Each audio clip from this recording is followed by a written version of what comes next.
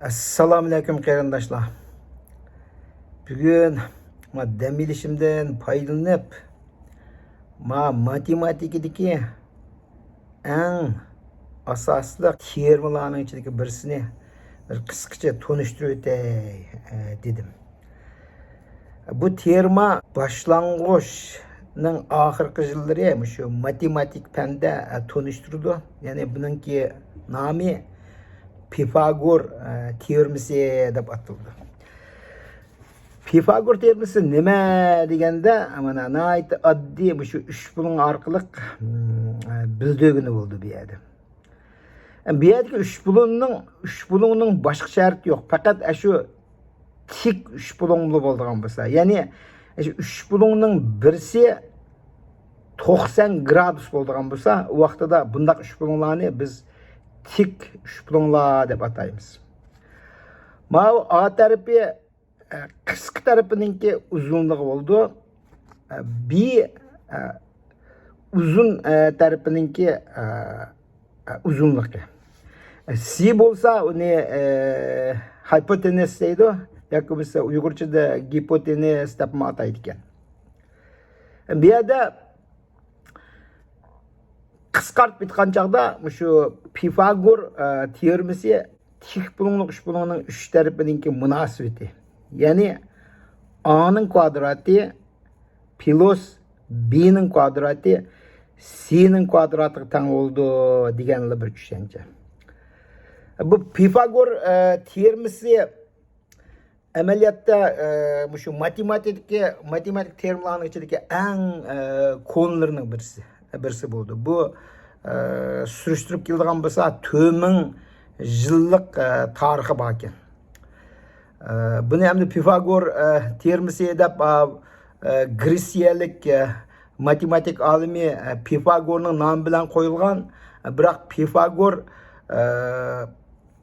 yashagan davr, ya'ni miloddan burungi 570-yilga qadar bu terma allaqachon keng doirada qo'llanib bo'lib ekan. Masalan, Osiyada bo'lamdi, Yevropada bo'lamdi, Afrikada bo'lamdi, O'rta Sharq bo'lamdi, Yaponiya, Hindiston qatorli hamma davlatlarda keng doirada qo'llanib bo'lgan ekan. Buning isbotlarining turlari nihoyat ko'p. Men bugun meyada 3 xil isbotni sizlarga ko'rsatib beray dedim. Şu oddiyligiga qaraydigan bo'lsanglar, o'zingizlar hayron qolasizlar. Lekin bir narsa men deb o'tay dedim. Bu mushundaq oddiy bir hukmni nurg'un odamlardan so'rasa javob beramaydi. Pifagor teoremasi degan nima? Oddiy savolga javob beradiganlarni sanoqli ekan. Buni men bunda deyishimlik sabab, men analytics oid shirkatlarda uzun yil bo'ldi-ku ishlab kelganimga. Biz muştaq nurg'un analistlarni, matematiklarni, statistik mutaxassislarni, programlarni xizmat qabul qilamiz-ku. Men odat bunaqlarni ko'p intervyu qilgan. Meningki intervyu qilgan qator tizib qo'ygan bir 20 savolimning ichidagi eng boshidagi birisi Pifagor teoremasi. Eng boshida birisi nima savol so'rayman deganda 3ning kvadratiga 4ning kvadratini qo'shsak nimaga teng bo'ldi deb so'raymanda. Hayron qolarlik yer shuki, ba'zi o'zlarini ma'lumot mutaxassislik xizmatga o'zini ko'rsatganlar mushtaq oddiy hisobni yana shu qo'ldan kalkulyatorni ochib, telefonni ochib hisoblashga boshlaydiganlarni ko'rdim men. Ba'zilar to'g'ri javob berganlar, masalan, u 25 bo'ldi degan chaqda bu matematikadagi nima munosabatni bildirdi deb so'raymanda. So'ragandan keyin agar bu shundaq tik bulunliq 3 bulunga nisbatan bu Pifagor teoremasi degan shu 3 bulun 3 tarafning munosabatini bildirdi. A'ning kvadrati plus B'ning kvadrati C'ning kvadratiga teng bo'ldi deb javob bersa, undan keyin u savollarni biroz kengaytib inchiklab boshqa savollarni so'rab, shu bir 15 minut shu kandidat bilan so'zlashgandan keyin uning bilimi qanchalikligi, qanchalik iqtidor borligi, tefekkür qilish qobiliyati bormi yo'q deganlarni shu bir savol orqali shu sinab ketgili bo'ldi. Pifagor teoremasining isbotini ko'rsatish uchun burun oldi bilan buning isbotlash tarixini qisqacha tunishtirib o'tay. Bu Pifagor teoremasini isbotlashda abay deb o'tganimdek 2000 yildan beri shuni ishlatib kelyapti. Ham buning har xil isbotlari bugunga qadar 300 dan ko'pi bor ekan. Isbotlash usullari 300 dan ko'p bor ekan. Ama abay men nima eng dastlabki shu yiziqliq shaklda yozilgani shu Pifagor school deydi. Pifagorninki shu bir nimasi vardı, shu vaqtda bir tadqiqot gruppasi oldu. Shu tadqiqot gruppasidan e'lon qilgan uni. Uni shuningdan boshlab hamda Pifagor teoremasi deb atashga boshlagan.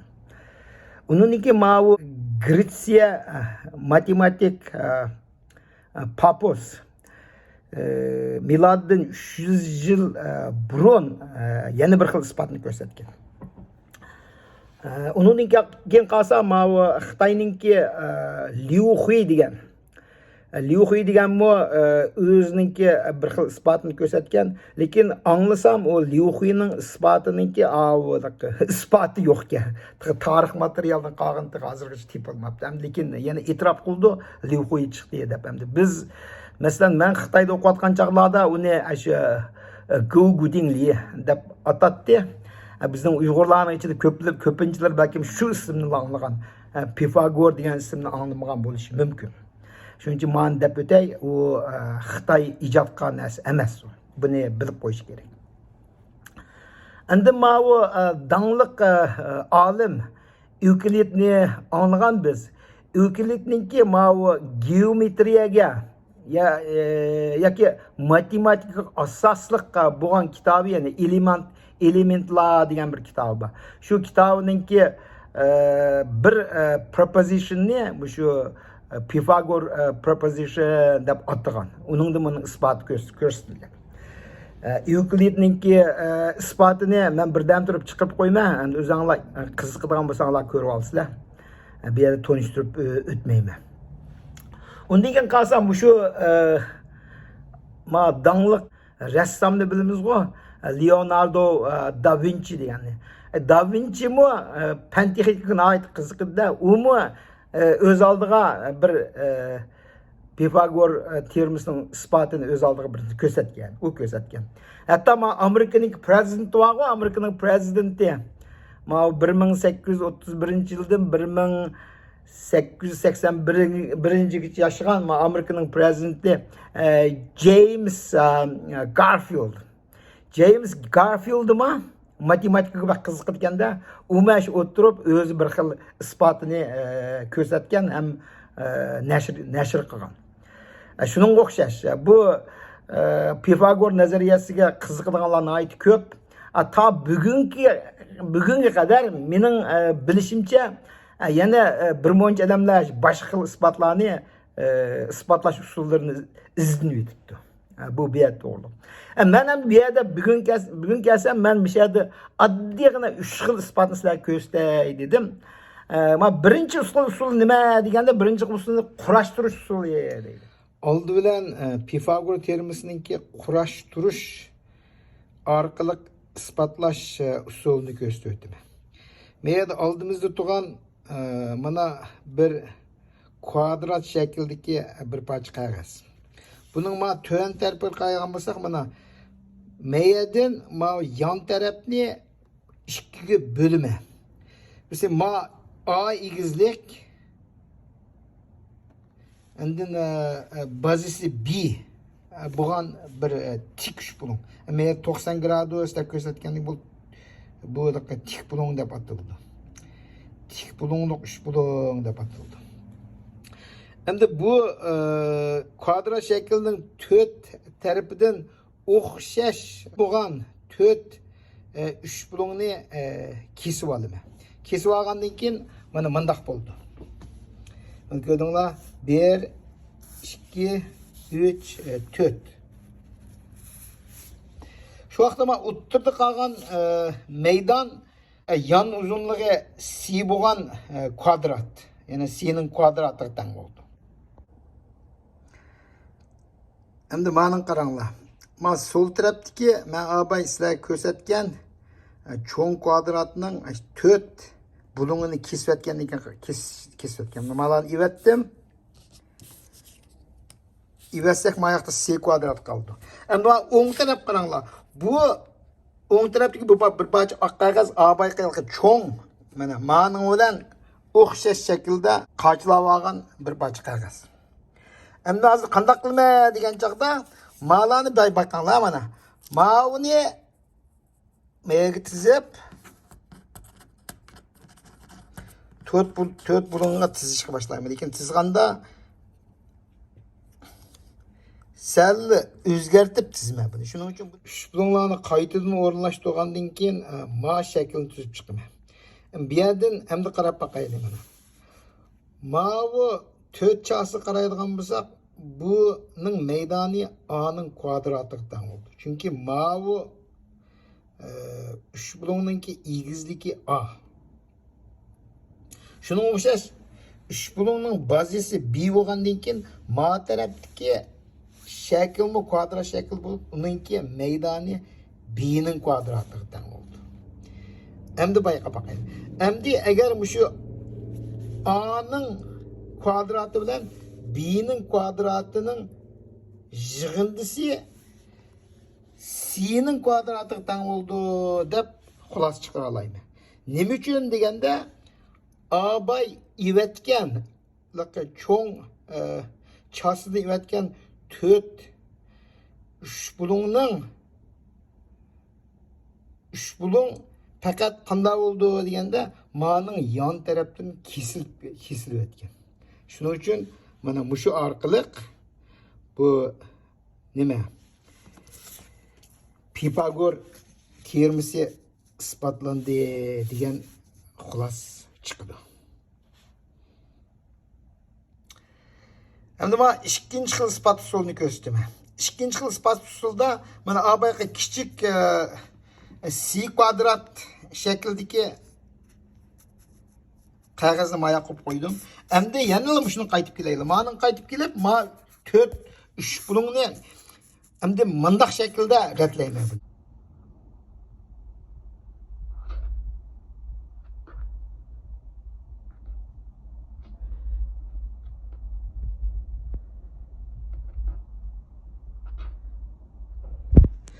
Bunu qarab chiqaylik. Buningdan oldi bilan o'zinglarni qoyil qilinglar. Ma'ning ma sol tarafdagi shaklning maydoni bilan o'ng tarafdagi shaklning maydoni hozir teng bo'ldi albatta. Shundaymi? Chunki ikkilisininki ma yon uzunligi C ga teng bo'ldi. Albatta ikkilisi C'ning kvadratiga teng. Endi masala nima deganda ma bo'shliq. Shu bo'shliqning maydonini hisoblab chiqadiganlar bo'lsak, mana ko'ringlarmi, mavi 4 3 bulungdan ratlagandan keyin ishib qolgan bo'shliqningmi ne algebralik usul bo'yicha hisoblab chiqadigan bo'lsak, bu ikkisi teng bo'ldi deganlikni yana bir qatam isbotlagan bo'lamiz. Endi mana algebralik usulni ko'rsataman bu yerda. Abay deb o'tdim. Mavi sol tarafdagi kvadrat bilan o'ng tarafdagi kvadratninki maydoni teng bo'ldi. İkilisi C kvadratiga teng bo'ldi. Shuning uchun endi qarab boqaylik. C'ning kvadrati ko'rdinglarmi? 4 tane 3 bulungning yig'indisi plus B minus A'ning kvadratiga teng bo'ldi. Nima uchun B minus A bo'ldi degan yerda mega bayqanglar mana. Megani aytib bayqanglar ya. Mavi 3 bulungninki uzun tarafı B'ga teng bo'ldi. Shundaymi?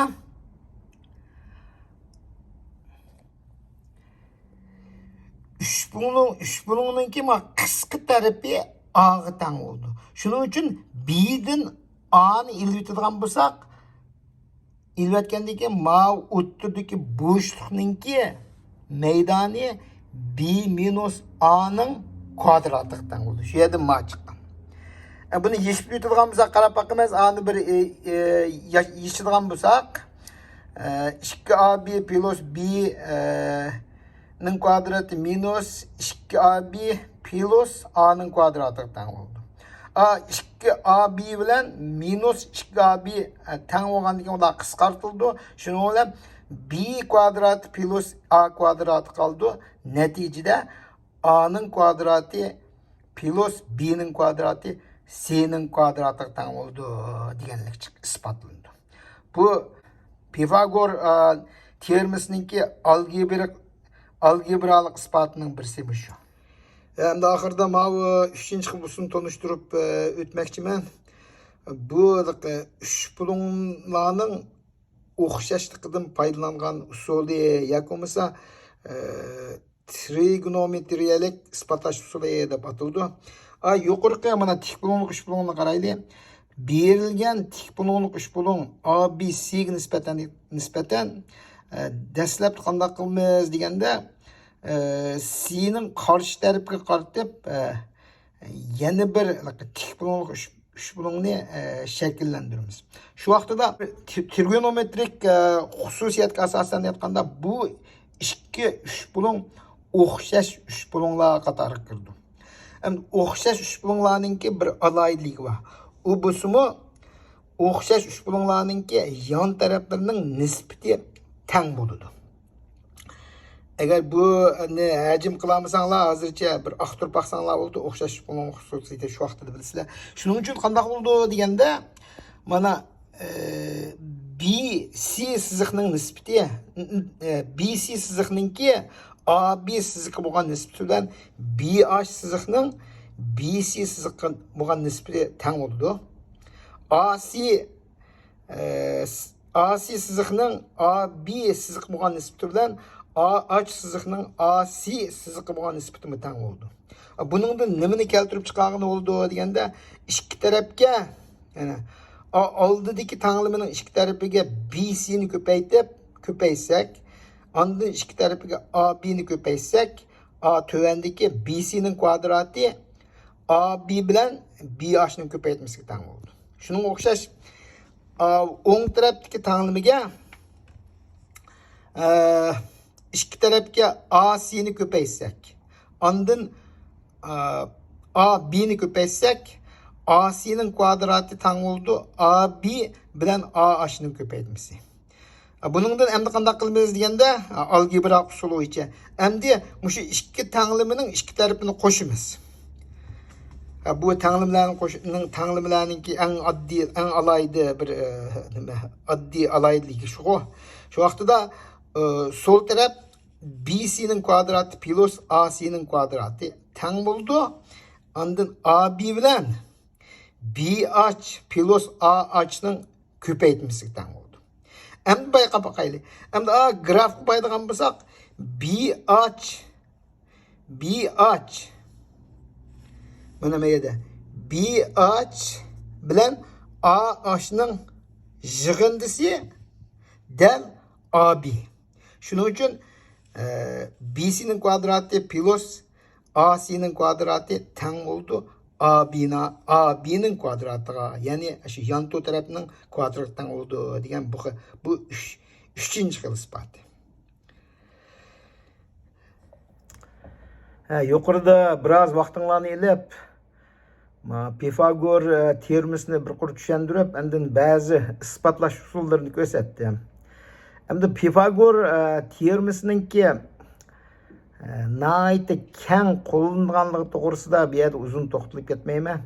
Faqat men yozgan yozmamda ba'zi bir qo'llanishlarni eg'iz qilib o'tdim. Masalan, bu bir qanchalar nihoyatda ko'p ishlarda, masalan, binokorlik, qurilish larga kelgan chog'da. U endi egiz binolarni silish emas, odatdagi bir ikki qavatli binolarni sog'andimi, uyingizning slopi deydi. Shuni o'lchashdan, masalan, o'ylab boqaylik, bu bazisini bilish oson. Masalan, kengligini, uyingizningki kengligini ügüzünün igizligini biliş asan. Lekin yantosunu qanday hesaplaydı? Yantosunu hesaplagan chaqda şu Pifagor teoremasi orqali hesaplaydı. Bu albatta qurilish sohasiga oid ko'p ishlanadi. Endi ama ölçeşler kelganda şu asli bu Pifagor teoremasi şu ölçeş, y'ning ko'limini ölçeşde dastlabki qo'llanishi shuningdan bo'lgan. Masalan, qadimgi zamonlarda agar bu bir nima muntizm bo'lmagan yerlarning shaklini meydanını hesaplash ashlar kelgan chaqda faqat ikki tarafni hisoblabdan keyin bu qolgan tarafini hesaplaydigan har xil usullar bor. Ularni o'zimiz qiyos qila olamiz, o'zimiz ko'rgan bular. Endi bu navigasyon deymiz. Navigasyon deganimiz hamda Uyg'urchada hamda nim deb olsak bo'ladi. Men navigasyon deb oldim. Navigasyon degan masalan dengiz sayohati, dengiz sayohati desek yana bo'lmaydi. Sayohat emasda, dengizda paraxodlarninki mingish kelgan chaqda shu Pifagor teoremasiga oid ko'p ishlatildi. Masalan, shu paraxod to'g'ri taraf qarab ketib boramdi degandeklarni hisoblashdi. Endikina aeroplandimi shu men bir misolni ko'rdim. Masalan, Lushchuk yerga qo'nishdan burun shu qo'ndigan yerninki orlig'ini, qo'ndigan yerninki shu dal nuqtasini bilish uchun ikki narsadan foydalandi. Birisi shu yerga bo'lgan orliqni mo'ljallaydi, andikin aeroplanning egizligini mo'ljallaydi. Shu orqali andikin dal naga qo'ndiganligini shu avtomatik hisoblash usullari orqali uni topqildi. Buning da Pifagor nazariyasi kengday ko'p qo'llandi. Andin bu armiyada qurollayashda degandek nimada matematikani albatta u sap matematikada buna oid ko'p ishlangan bir uqum. Buni bu yerda bir-birlab misollarni ko'rsatib yurdim. Mening shaxsan o'zimning bir tajribam bor bu to'g'riliq orliq hisoblashchi. Masalan, yer sharining har qanday ikki nuqtaning orlig'ini hisoblash degan narsa bu matematikada olamdı, boshqa hamma sohalarga oid ko'p qo'llanilgan narsa. Buning da shaxsan men o'zim ma'lum algoritmlarni tuzib chiqqan. Shu orqali bir 20-30 yil o'zimning jinimni obdan beqib kelyaptim. Shu matematika nazariyalar. Shuning uchun bu yerda bu qisqagina leksiyalarni bu yerda berishdagi maqsad bu yerda qarindoshlar matematikaninki muhimligini hargiz sal qaramaslik kerak. Agar biz bayqaydigan bo'lsak, shu bizning kundalik turmushimizda bo'lsin, shu aloqalash bo'lsin, ish qilib hamma sohada matematik konseptlar, ya'ni uqumlar kunda her saat, her vaqt, her sekund shu ishlanib ketyapti. Yana bir gap hamda matematikani obdan bildigan odamga nisbatan bu jahon degan oid kengri bo'ldi. Shuning uchun bu leksiyarimni qiziqib anglag'ininglarga rahmat aytaman. Qiziqmagan bo'lsanglarmi mayli, ish qilib bilib qo'yinglar. Rahmat.